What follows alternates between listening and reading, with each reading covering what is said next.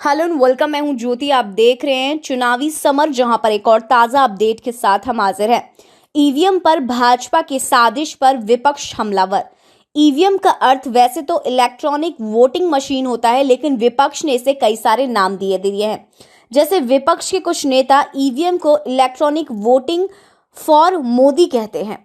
वहीं अब ईवीएम को एक नया नाम पड़ गया है एमवीएम, यानी कि मोदी वोटिंग मशीन। जी हाँ, जैसे कि हम जानते हैं कि ईवीएम को लेकर शुरू से ही आरोप लगते आए हैं और विपक्ष का ये कहना है कि ईवीएम को हैक करके भाजपा सत्ता में आ जाती है।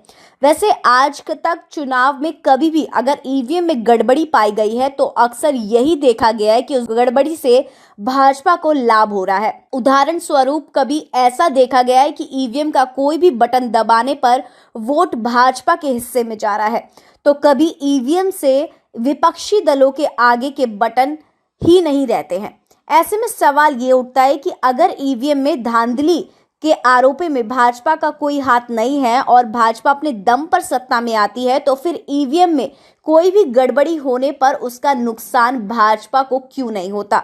इससे तो यही महसूस होता है कि कहीं ना कहीं ईवीएम पर भाजपा की जबरदस्त पकड़ है।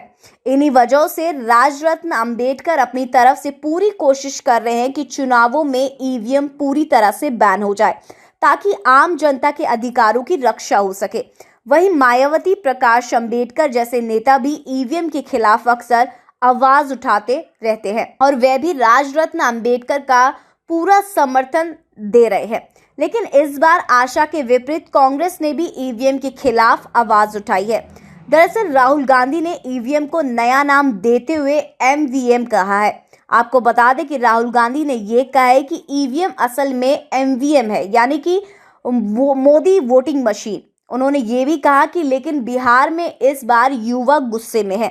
ऐसे में ईवीएम हो या फिर एमवीएम हो, इस बार गठबंधन जीत रहा है। हालांकि कांग्रेस भी कोई दलितों की हितैषी नहीं है, लेकिन पार्टी ने ईवीएम के खिलाफ आवाज उठाई है। जैसा कि हम जानते हैं कि कुछ दिन पहले कांग्रेस नेता दिग्विजय सिंह ने भी ईवीएम के खिलाफ आवाज उठाई थी। दिग्विजय सिंह ने यह कहा था कि तकनीकी युग में विकसित देश ईवीएम पर भरोसा नहीं करते, पर भारत व कुछ छोटे देशों में ईवीएम से चुनाव होते हैं। उन्होंने ये भी कहा था कि आखिर विकसित देश ईवीएम से चुनाव क्यों नहीं कराते, क्योंकि उन्हें ईवीएम पर भरोसा नहीं है और इसकी वजह यह है कि ईवीएम में जो चिप होती है वो हैक हो सकती है। यानी कि कांग्रेस ने साफ साफ ये कहा कि ईवीएम पर मोदी का कंट्रोल है, इसलिए चुनावों में ईवीएम बैन होना चाहिए। वैसे राजरत्न अंबेडकर और मायावती जैसे दिग्गज नेता शुरू से ही ईवीएम को बैन करने के लिए आवाज उठाते रहे हैं।